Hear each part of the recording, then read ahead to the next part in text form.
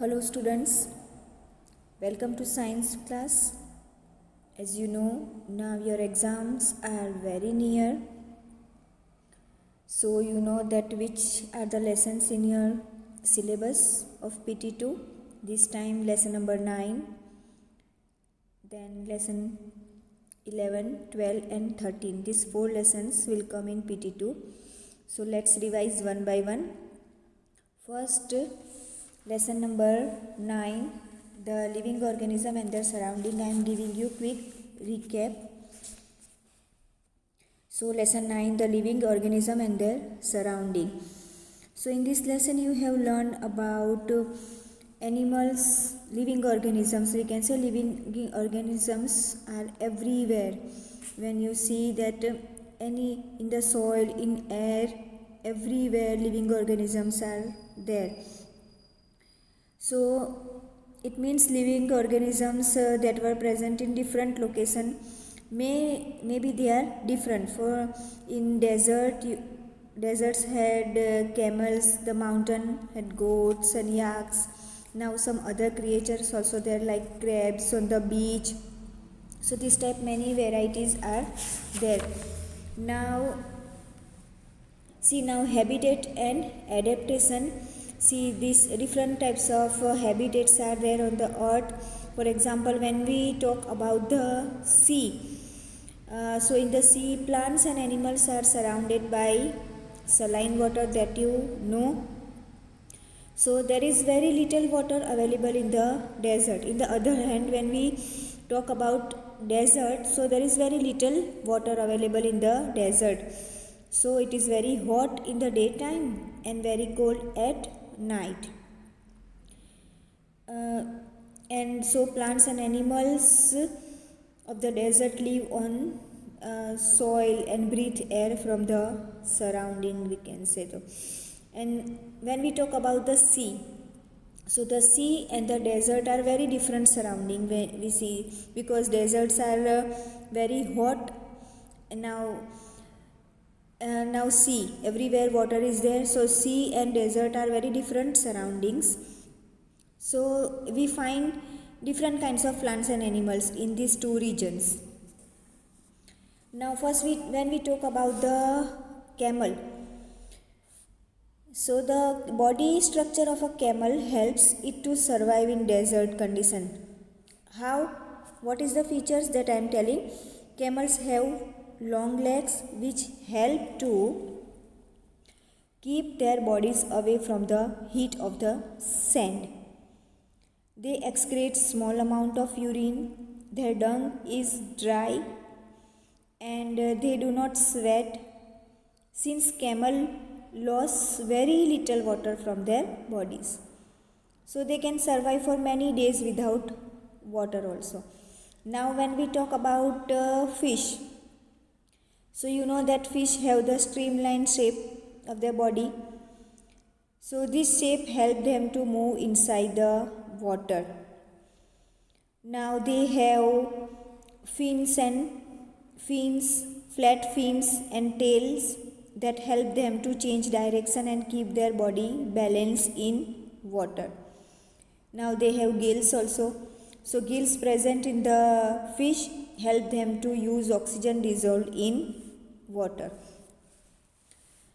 So the presence of specific features or certain habits which enable a plant or an animal to live in its surrounding is called adaptation. See here on page number 81, one definition is there for adaptation. The presence of specific features or certain habits which enable a plant or animal to live in its surrounding is called adaptation. Now, next paragraph only, definition of habitat. The surroundings where organisms live is called a habitat. Again in next paragraph, the plants and animals that live on land are said to live in terrestrial habitats. This is also the definition of terrestrial habitat, or what is terrestrial habitat. So the plants and animals that live on land are said to terrestrial habitats, and some examples of terrestrial habitats are grassland, forest, desert, coastal and mountain regions. Yes, now the plants and animals which live in water are called aquatic habitats. Here on page number 82, first column, first paragraph. Plants and animals that live in water are called aquatic habitats. And examples of aquatic habitats are ponds, swamps, lakes, rivers and oceans. Now next paragraph. The living things such as plants and animals in a habitat are its biotic component. So what are the components of habitats? So two types of components are there, biotic component and abiotic component. Biotic component means the living things such as plants and animals in a habitat are its biotic component. And abiotic component means non-living things such as rocks, soil, air and water in habitat constitute its abiotic component. Sunlight and heat also you can write in abiotic component. So do you find that abiotic factors like air, water, light and heat are very important for growth of plant? Yes, no. So we can say that is also a abiotic component. Now see what about adaptation. So adaptation does not take place in a short time. It takes over 1,000 years. The abiotic factors of a region change time to time. It means those animals which cannot adapt to this change, they will die out, and only the adapted ones survive. So abiotic factors in different ways the result in variety of organisms present in different habitat. So after that we will learn about the journey through different habitat. So I told you about that terrestrial habitats, aquatic habitats. So here I am telling about some terrestrial habitat. In terrestrial habitat, first desert. About desert we see. So you know that first only I told you about that camel, how camel survive in desert. Now what about some animals like rats and snakes which do not have the long legs? So how can they survive? Because camel has long legs and rats and snakes do not have the long legs. So to stay away from the intense heat during the day, they stay in burrows deep in the sand, and these animals come out only during the night when it is cooler. See, now desert plant also lost very little water through transpiration. Why? Because the leaves in desert plants are either absent. So here also one question is there, why in desert plants leaves are absent or very small, or that in desert plant leaves are modified into spines, because this helps in reducing loss of water from the leaves through transpiration. Here in desert plants leaves are not there, so the leaf like structure, in fact stem, we can say stem, its stem photosynthesis in this plant is usually carried out by the stems. Here in desert plant leaves are not there, so who carried out the photosynthesis for the plant? So here in the absence of leaves in desert plant, stem carries out photosynthesis by the in desert plants. Now second is a mountain region. So in mountain region also, this is also a different. So here in mountain region, trees are normally cone shaped and have sloping branches. The leaves of some of these trees are needle like, and this helps to rain water and snow to slide off easily. Now animals also living in this mountain region are also adapted to the condition. There they have thick skin or fur, we can say, to protect them from cold, because mountain region very much cold is there, very cold and windy habitat is there. For example, yak have long hairs to keep them warm, and snow leopard has thick fur on its body, including feet and toes. So this protect its feet from the cold when it walks on the snow. And the mountain goat has strong hooves for running up the rocky slopes of the mountains. Next is grassland. So in grassland also, grassland animals are very strong. So it is light brown in color. Then lions have long claws. So the eyes the eyes in front of the face allow it to have correct idea about the location of its prey. Now about deer, when we talk about it has long ears to hear movements of the predators. Now some aquatic habitat, about some aquatic habitats we see. First is ocean. So about in ocean, that generally that different kind of fishes are there, octopus are there, that which, so that fish have streamlined body, so it can live easily in the water. But some aquatic animals are there, some squids and octopus, which do not have this streamlined shape. So they also move in the water, and these animals also have gills to help them oxygen dissolve in water. Now some other sea animals also there, like dolphin and whale. They do not have even gills, so they breathe in air through their nostrils or blowhole. Now one more habitat is that ponds and lakes. So in ponds or lakes, the stem of some plants are there. So the stem of these plants are long, hollow and light. Now the stems grow up to the surface of water, while the leaves and flowers float on the surface of the water. That some aquatic plants also totally submerge in water. It means that all parts of this plant grow underwater only. So these plants have narrow and thin ribbon like leaves, and they can it is very thin, so they can easily bend in the flowing water. And their leaves also divided, through which the water can easily flow without damaging them. After that, when we see about characteristics of the living being, see, difference between living things and non-living things. So here I am telling some characteristics of living things. First, all living things need food,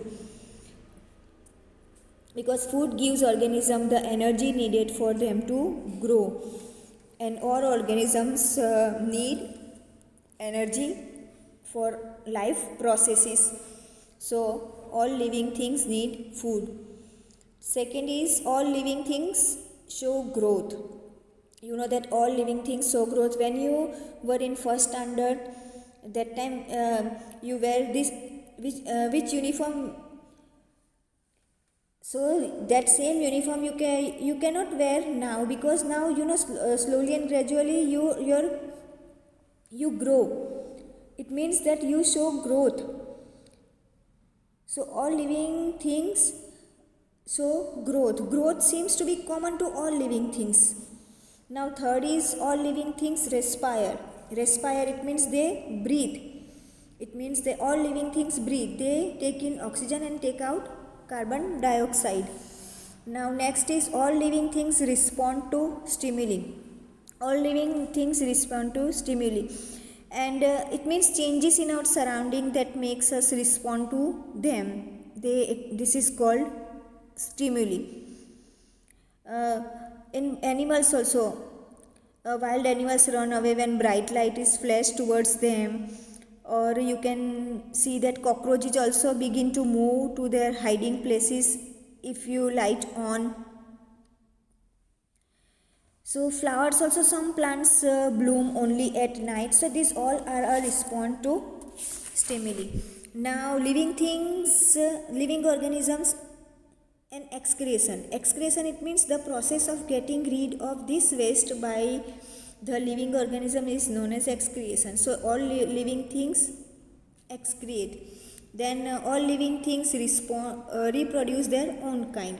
It means reproduce, and they reproduce their own kind. Next is all living things move. All living things can move from one place to another. So in this lesson we have learned about this all. Now I am giving you quick recap of chapter 11, light, shadow and reflection. See here, story of first light, shadow and reflection. You know that about light. See, first of all, luminous object. What is a luminous object and what is non-luminous object? First, object like the sun. For sun, you know, no? So object like the sun that gives out or emit their own light are called luminous object. Now three types of objects are there: transparent object, opaque object and translucent object. See, it is an opaque object when you are able to see, if we cannot see through an object at all, it is an opaque object.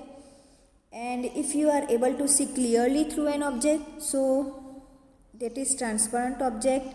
And there are some objects through which we cannot see but we can see but not very clearly, so that is translucent object.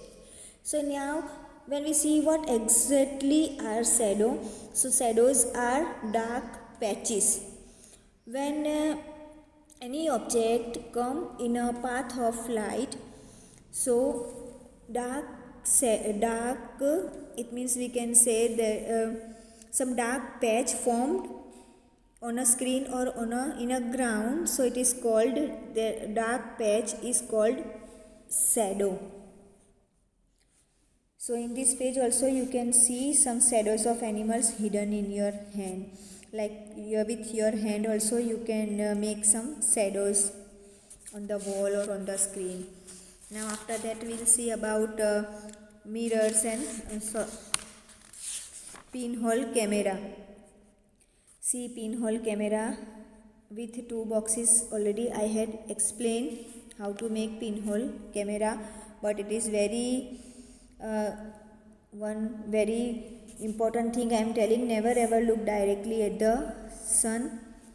It is very dangerous and light travels in a straight line. By this activity 6 you can easily see that light travels in a straight line.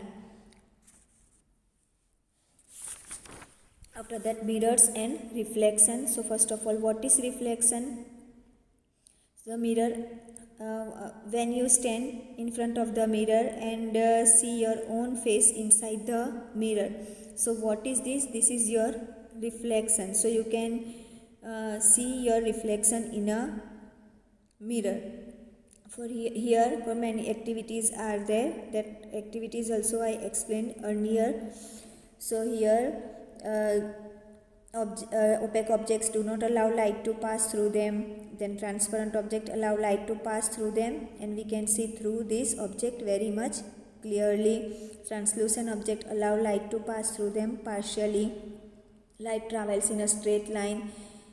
Images and shadow both are different. So student, now just two lessons recap I am completing here.